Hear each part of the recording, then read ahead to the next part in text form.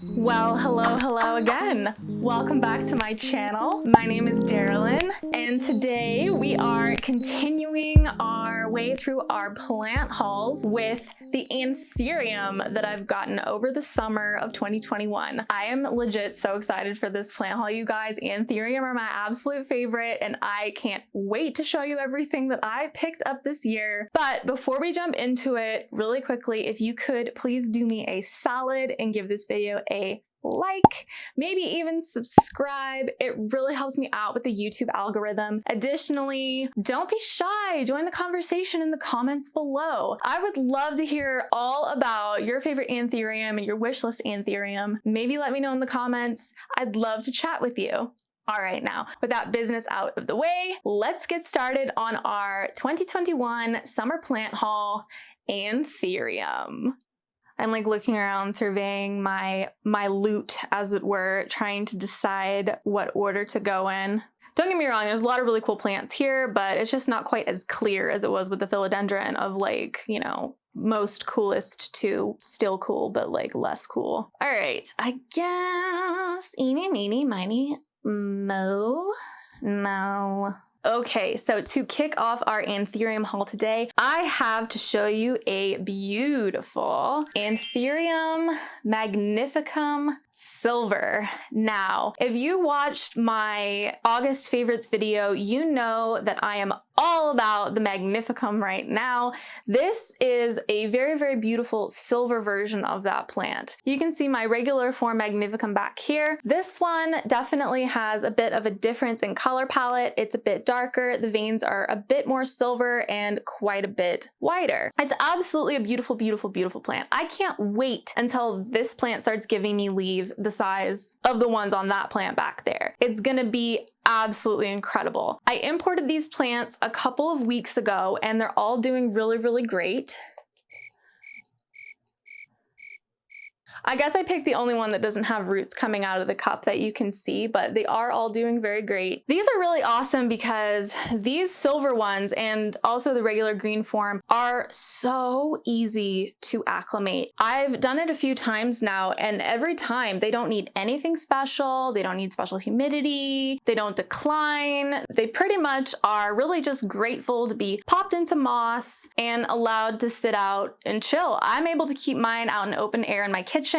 My humidity in my house generally tends to hover between like 55 and 65. So if you hover significantly below that, you might do better to just go ahead and put them into a tote or a little greenhouse, or if you have a Mills bow, something like that. But really, really awesome hardy plant, and I am absolutely chomping at the bit to get leaves from these. I keep all of my Anthurium in pon, so I think once these are ready to go into pon, they're just gonna explode. And the other cool thing about these is that they're still pretty accessible as far as price goes. I haven't really researched what prices are domestically for like a, you know, a nice mature one from a shop, but my guess is that it's probably not too much higher than, you know, like low mid triple digits. So Anthurium, the price tag generally tends to be much higher entry level than some of the other genuses. So low triple digits for, you know, a mature Anthurium is actually like pretty low. But I don't think it really matters if you like the plant. So Anthurium Magnificum Silver is absolutely gorgeous, and I'm super, super happy to have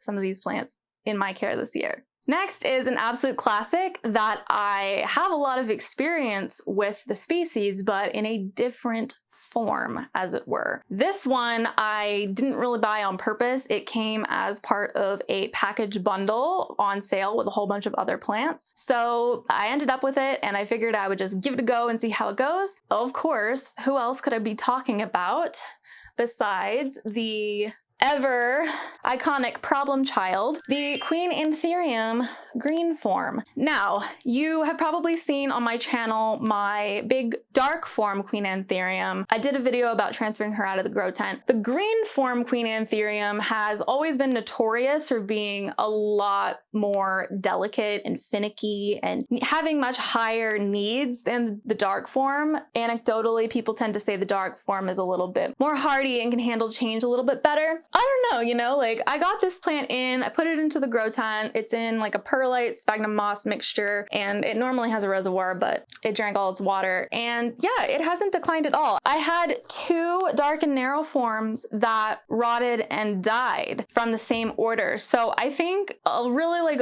a lot of what it is with Queen Anthurium is it just, you do have to kind of get lucky about like when the plants are shipped to you, because if they're shipped to you with, you know, leaves that aren't fully hardened off yet, or roots that end up rotted in transit, you're gonna have a much harder time with them. This one was pretty healthy, and it actually came with no roots, which I almost prefer to get plants with no roots than to get plants with rotted roots, because rerooting plants is something that I don't have a problem with, but rehabilitating plants that are sick because their roots are rotted and they're, you know, full of bacteria can take, you know, quite a bit longer. But this green form Queen Anthurium is doing really good. I noticed the other day that it is starting to put out a little root, and I actually really need to water this. Queen Anthurium do not like to dry out. Good thing it's in the grow tent where the humidity can compensate, but I'm cautiously optimistic to see how this is gonna do. I think that as long as I keep it in the grow tent, it's gonna be fine, but you know, I don't know that we'll be able to do that forever. So very, very cool, but also I'm nervous. So that is the green form Queen Anthurium. All right, so next, you can't have the Queen Anthurium without the King Anthurium. And if one King Anthurium is good, then 2 King Anthurium is certainly better. Now, this is, of course, Anthurium Veitchii, also known as the King Anthurium, and I got these in over the summer to see how they did and to see if I was going to be able to carry them in my plant shop when I open that eventually. And so far, they seem really hardy. They haven't declined at all, as you can see. I mean, the foliage still looks almost perfect, but they haven't really done anything else either. I kind of had them out in open air. I kind of tried them on the heat mat. I kind of tried them in the grow tent. Still haven't woken up. So I'm pretty sure eventually they will start to root, but as of right now, I'm just not really sure what is going on with them. You can't deny that they are very, very, very beautiful though. I'm not 100% sure, but I think this one might be the narrow form. This one is definitely the wide form. I mean, look at the size difference. Like this one's like more than twice as wide and it's not twice as long. So really, really cool, beautiful, beautiful plants. I am kind of surprised it took me as long as it did to get these, but I'm really enjoying them, honestly. Like when I opened up this one, I don't think I've ever had my expectations exceeded for what a plant looked like in person more than when I opened this. So really beautiful. It's a nice glossy leaf. They're pretty chill. I've heard that a lot of people do recommend them as beginner Anthurium. So if you're looking to get into Anthurium, the Anthurium Magnificum is a good option as a first Anthurium, but you could also try a King Anthurium. You know, Anthurium Veitchii, I think they're a little bit pricier than I would probably want to like shell out for my first foray into a new genus, but it's just kind of up to you what you want to do. So there they are, Anthurium Veitchii. All right, so I guess we are on a royal Anthurium kick, because this right here is actually another one kind of in the group. This is a hybrid between Anthurium Waroqueanum and Anthurium Waterburyanum. Now, as you can see, it does look very similar to the queen.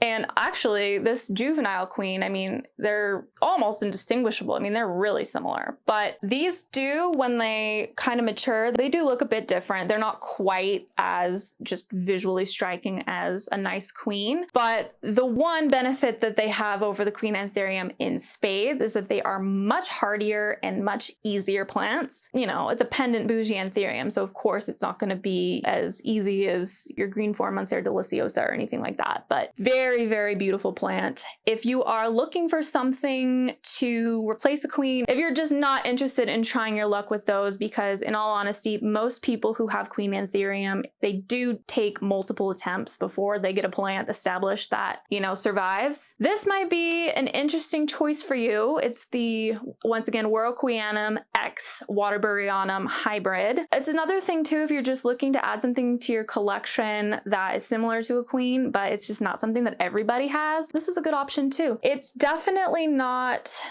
absolutely taken off since I got it from import. The one thing that I have noticed has grown a bit is the cataphyll right there. That wasn't as pronounced when I did get the plant in the mail. And it did also have some roots, and I don't see them kind of poking out yet, but my guess is that the cataphyll wouldn't be growing if it didn't have roots. So really cool plant, definitely something to look into. So far, it's just been in my grow tent, so I don't really know about care too much beyond that, but definitely something to keep your eye out for if you love the long boy type of anthurium and you are looking for something that maybe isn't on everybody's list.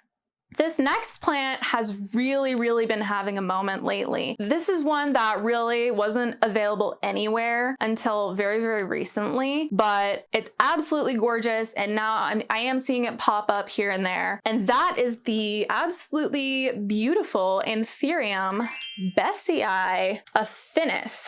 Now, if you watched the last plant haul, you'll know that I went over the concept of an affinis, and basically all that means is that it is not in fact proven to be a genuine Anthurium Besseae. Anthurium Besseae is actually a hybrid of, I think, unknown parents that very few people have a confirmed specimen of. This Anthurium Besseae affinis was just called that because it does look quite a bit like an Anthurium Besseae, but that's not what it is. I believe a true Anthurium Besseae, when the new growth emerges, it emerges purple. This doesn't emerge purple, it emerges like a bronzy color. It's still very beautiful and they're still highly sought after. Another thing too about plants that are titled affinis is that it could just be that they are new species that haven't been formally described yet and haven't been given a name. You know, a good example of this is the Philodendron 69686. Like that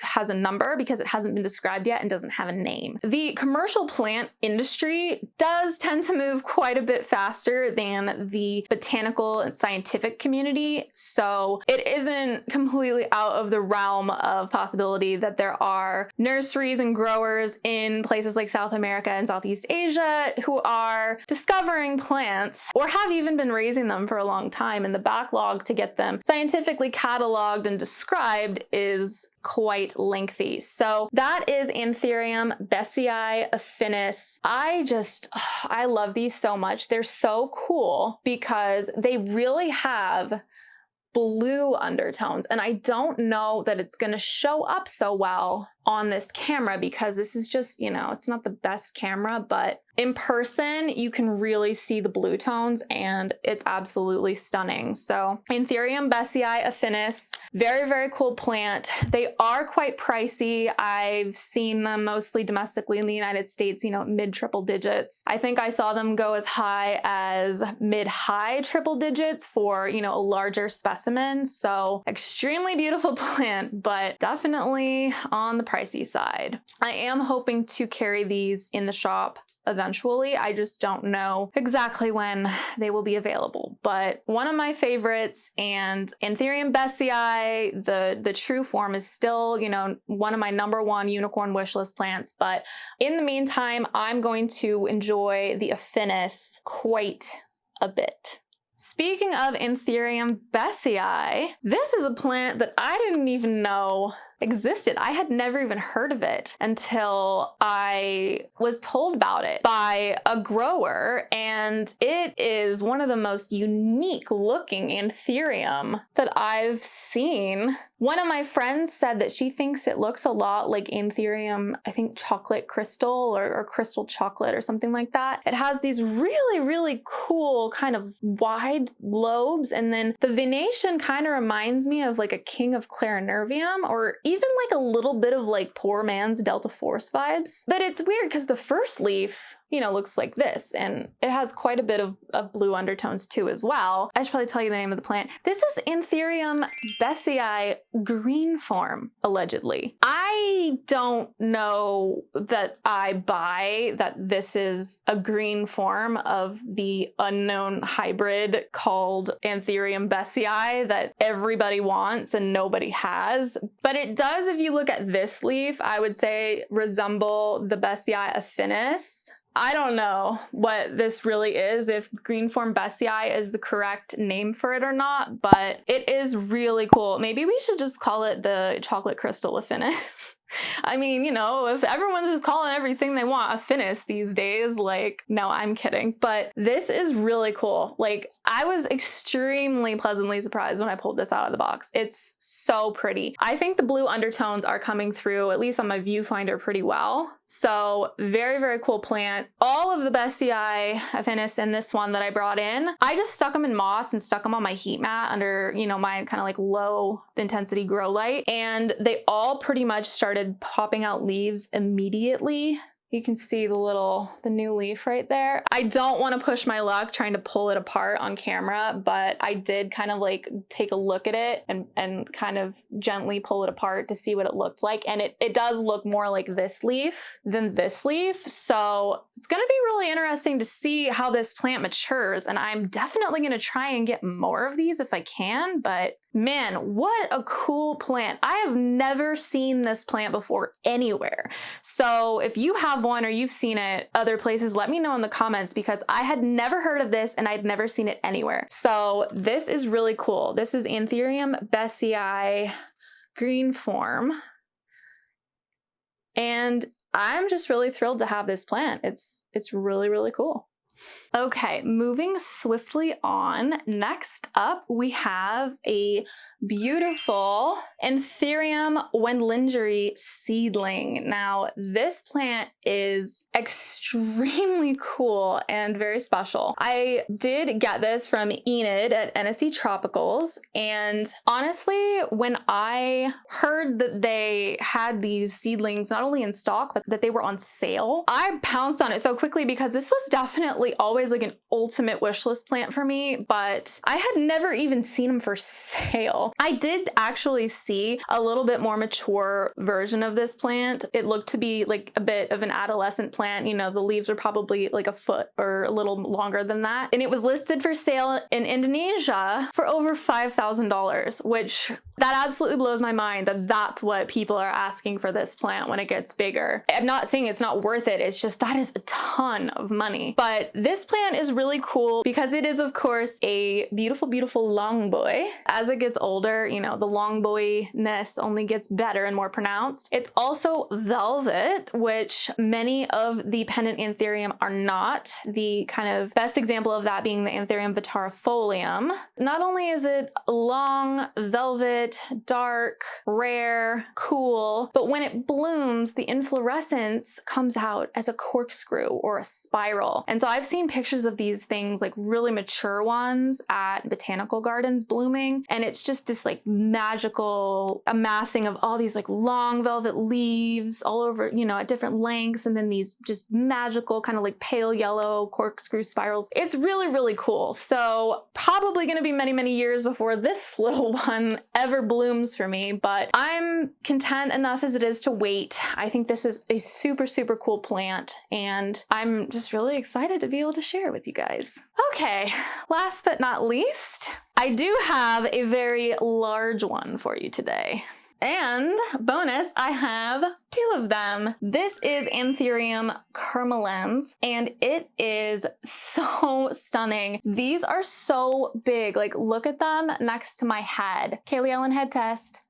They're so big and they're so pretty too. I am a huge fan of long pendant Anthurium with bright veins, and these are just so different than some of the other ones in that kind of category. So far, they've been pretty hardy. I did keep this bigger one in the grow tent for quite a while after I got it because it didn't have a ton of root. This one, it's been in the grow tent as well too. It doesn't seem to like it in there very much. It's been kind of starting to get these little bacterial spots. so I treated it, but I might treat it again. This one, now that it is in pon, is just kind of chilling up on top of my shelf, and we have a little growth spike there. So I'm hoping and crossing my fingers that not only do we have a beautiful new Queremalense leaf soon, but that it will be either close to or bigger than this one, because this plant hasn't been cut or anything. It's just had time to root up. So fingers crossed for me that the next leaf is even bigger than this one. I don't know how realistic that is because, you know, it's probably been set back a little bit by being shipped, but you know,